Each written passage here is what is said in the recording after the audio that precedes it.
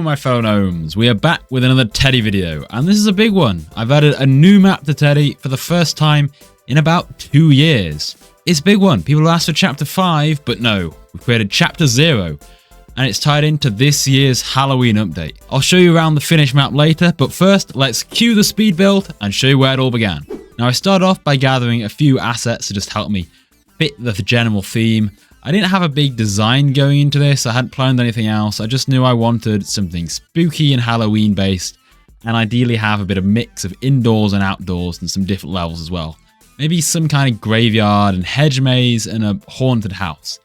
You can see I had these hedge meshes all ready from the start, although admittedly I didn't end up using them for a maze, but they got included anyway. So from this initial outline, I tried to sketch out a basic layout of the map inside Studio. Now, I quite like using a couple of assets that I've made on early occasions, like doors and walls, that have helped me build this template, but I'm not actually worrying too much about perfecting how it looks. Now, while it would be quicker to just use completely blank parts for everything, I find this helps me just getting a sense of how things will appear later on, and then I can sort of visualize the end goal and orient stuff around that rather than everything just being a vague, shapeless grey blob that I'm not really sure what it's going to be. Next, I start working on some stairs. This is actually a pretty big deal as none of the other chapters feature any stairs at all. They're pretty much just 2D maps really in terms of the gameplay. The only exception being there's a little hole in the cave in chapter 2, but only the baby can move through there, so Teddy can't traverse that one. Now, part of the reason I haven't done stairs before is because I was a bit nervous about how the AI would perform on them with pathfinding, but also just because they do take up quite a lot of room. And I found it pretty tricky here to get them to fit nicely into my map, while keeping everything compact for gameplay. Now, ideally, visually, I'd have had a double staircase inside the lobby at the entrance here, but I wasn't really sure that would be that fun if you could just go up and come immediately back down again. So I ended up having a second set of stairs that went down outside or into a side room, and that's the layout that I stuck with for the rest of the build. I then turned my attention to building out some of the rooms, so I added in a quick table and chairs here, not getting too bogged down in the details, but again, those few little details I do have helps to bring the form to life. So I threw in the kitchen I made for chapter 1, and while the bright, modern, sort of white aesthetic isn't very haunted, I can change that later. And it works great as a placeholder. It's really handy just having this backlog of assets that I can pull in for this kind of thing. And then for everything else, I can just grab a couple of free models here and there, throw in a bed, and we can start to create some basic interiors really quickly. Now at this point, I'm only an hour or two into the build, but I've already created over half of the map. And with this sort of hybrid template style of building, I already have a decent idea of how the end product will actually look. So next up, I turned my attention to building out some more rooms. I wanted to have a couple at the back and then a glass house or orangery at the side of the building. I actually grabbed the butterfly house from the island on chapter 4 for this. Obviously it's circular, which isn't ideal, but I'll adjust that later to fit in place. I then started creating a little graveyard garden at the rear. Now, if you've already played this new map in Teddy, you'll know that this isn't playable. I ended up removing it. Ultimately, it felt like too much of a dead end, and I was kind of worried the map was getting a little bit big anyways. So instead, I ended up walling this all off. But I have kept it in as a little Easter egg behind a fake door that you can see this area still. Moving on to upstairs, and this is where things started to get a little bit tricky for me, as I'm having to now cover up and build on top of what's still really a template below. So I can't really get that overview of how the whole map looks anymore. And then if I want to change anything on the ground floor, I'd have to edit all of this too. So hopefully I'm going in the right direction now. But before we get too carried away, at this point I like to do a little bit of organizing in the workspace, shunting various models and areas into their own folder, so I can then drag and move them around if needed, like removing the roof or the upstairs bits. Now this does take a bit of time now, but it will make the project much easier to work on down the road. Thankfully, my upstairs is fairly minimal. I only want to have a couple of rooms off the side, just so I can have an excuse for a sort of haunted house-esque. You know, it just felt right to have a staircase. And I thought it'd be cool to create a walkway where you could look down on the action happening below you. So the plan is that you'll be able to see into the lounge, both from the walkway and as you come out of the upstairs bedrooms. Now with the general template of my map complete, it's at this time I like to jump into my character, have a bit of a run around the place and just see how it feels at the player level. It's all very well building things even with a reference to your character size, but sometimes distance just feels different when you actually walk it, and this helped me make a few extra tweaks in terms of where I wanted certain doors and walls to be. So I got stuck back into building and I finished off modifying the glass house from its circular or, well, octagonal I suppose shape into just a rectangle that runs down the outer wall. I wouldn't normally just reuse a structure like this, but I really like how it turned out in the zoo and thought it'd be cool to do a reimagining of it. So with that done, my basic structure was pretty much done. I was happy with the template after just a quick playthrough, and so really at this point I had to commit and then flesh it all out with all the fiddly finishing touches. I still wasn't entirely sure though how I wanted the building to look. I'd used this black brick as a template so far. Was I going to stick with it or maybe something more interesting, more spooky? And I had my interiors to work on as well. I wanted to add some wooden paneling inside to give the place a bit more character and sort of play about with different colors and variations until I got something I was happy with. Then I added in a chandelier to hang ominously above the living room.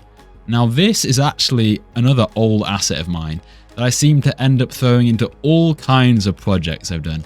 I think I originally made this about 7 or 8 years ago, so I'm getting some pretty good mileage out of this thing. Next up, it was time to fix up the exterior and do some windows. Currently, I'm just using some placeholders and they don't really give off the right vibe I'm going for. I wanted both my doors and windows to be arched and to give it a slightly older, more medieval feel to it, rather than this kiddie day school look at the moment. Now the problem with the arch windows I created though, is that they do look a little bit lost and bland against the walls. So what I did is I created a little box for them to pop out sort of in a bay window, which gives the front a bit more profile. And then I did a similar thing for the roof, adding a slope and then a little gable end, really thick parts of big black tiles, very big, but they just overhang the wall and just give it a bit more shape. Then I added some additional grey slate parts on the exterior corners and edges to break up more of that endless boring brick texture, and just creating these little offset parts like so really helps break up what was a very boring exterior into something with a bit more character befitting of an old mansion.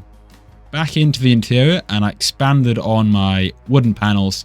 I created these columns that I placed along the walls, and again these really just help to break up this empty expanse of flat texture. And then at the bottom I have a little short wooden panel that I can then colour to give each room a slightly different look without it being too garish. Returning upstairs, and I wanted to add one more way to get up and down. It wasn't just limited to boring staircases. You can't have a haunted house without some kind of spooky portrait, so I made this little hole at the end of the corridor which will drop down to the bathroom below. Well, the entrance is to be covered up by a portrait of this chap, which was actually an asset that we used as part of our Gnome Jam competition last month, so a fun little Easter egg for you all there. But before doing any more building, I wanted to see how the game actually played inside the game.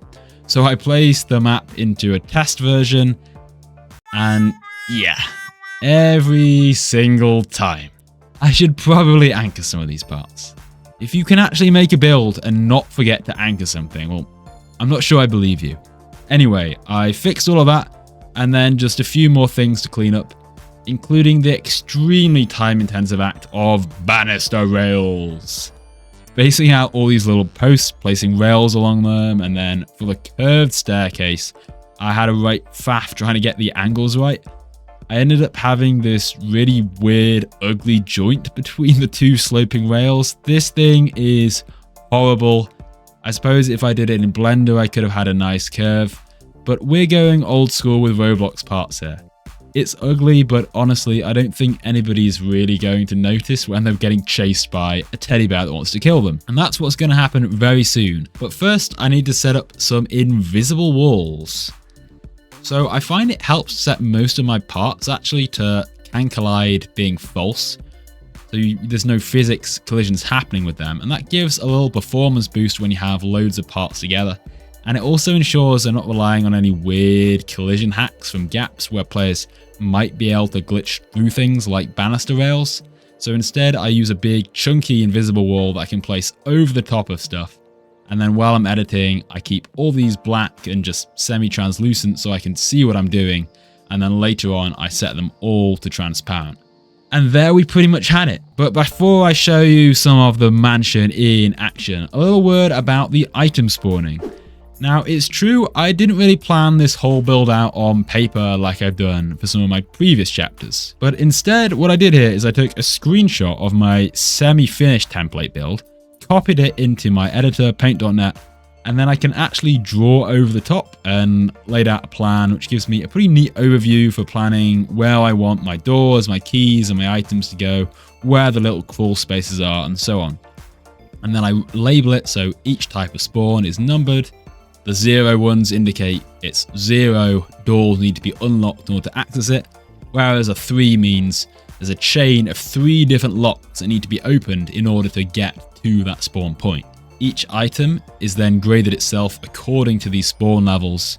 Basically, this logic just ensures you never end up in a situation where the key you need is locked behind the very door you want to open. Anyway, you don't need to know about that to play the game, but I think it ends up as a pretty neat little diagram that I can reference.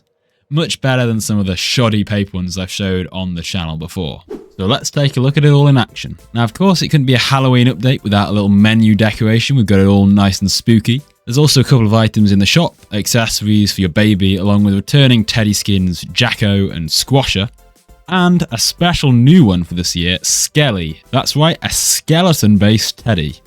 He's not going to be on sale for much longer, actually, so if you do want to get your hands on him, now is the time to do so.